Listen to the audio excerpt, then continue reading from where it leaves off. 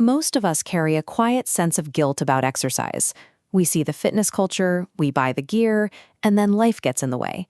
The gap between what we feel we should do and what we actually have the energy for seems impossible to cross.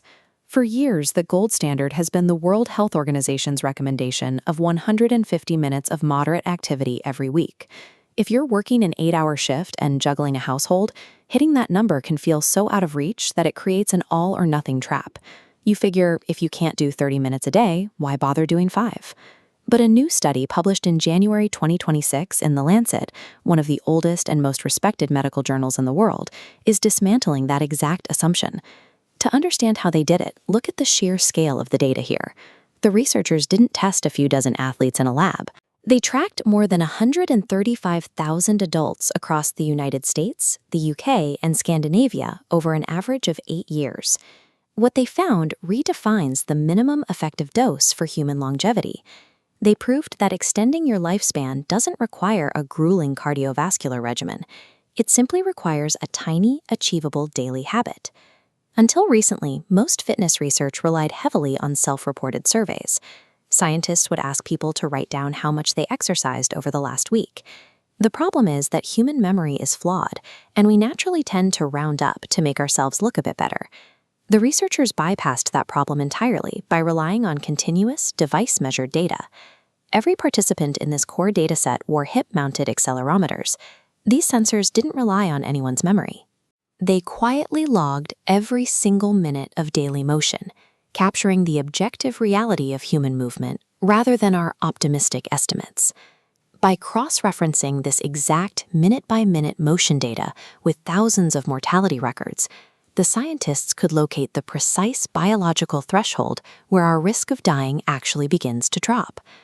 Once you strip away the human bias, the math reveals a stark reality.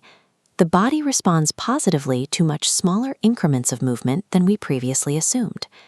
The researchers focused specifically on moderate to vigorous physical activity. You don't need heavy weights for this. It simply means moving fast enough that your breathing quickens slightly, like a brisk 3-mile-per-hour walk. This chart breaks down the primary finding. For the majority of adults, adding exactly 5 extra minutes of that brisk walking to their daily routine resulted in an estimated 10% reduction in all-cause mortality. The numbers get even more interesting when we look at the far end of this distribution curve. This highlighted segment represents the least active 20% of the population. These are individuals who average the mere 2 minutes of moderate activity per day. Even for them, adding 5 minutes of movement dropped their mortality risk by an estimated 6%. 5 minutes is enough to elevate your heart rate, which immediately increases the sheer physical force of blood flowing through your arteries. That brief spike in circulation does a surprising amount of internal housekeeping. It reduces the mechanical strain on your vascular walls and begins flushing out the chemical markers associated with chronic inflammation. It illustrates the biological law of diminishing returns. Taking someone from zero activity to just 5 minutes yields disproportionately massive life-saving dividends compared to taking someone who is already highly active and making them slightly fitter. Of course, modern work environments are practically designed to keep us entirely still.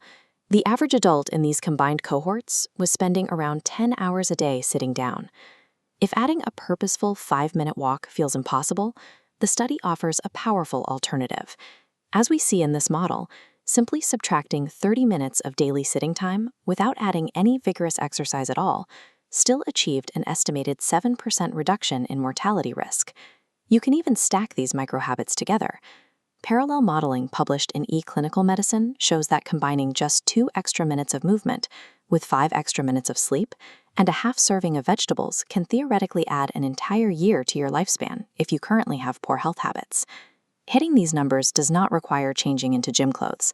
It means getting off the bus one stop early, or opting for the stairs instead of the elevator on the way up to your desk. At home, it looks like doing a few squats while the television goes to commercial, or pacing the hallway while you brush your teeth. It is worth noting that these are observational data sets. They highlight broad, population-level trends rather than guaranteeing a specific medical outcome for any one individual.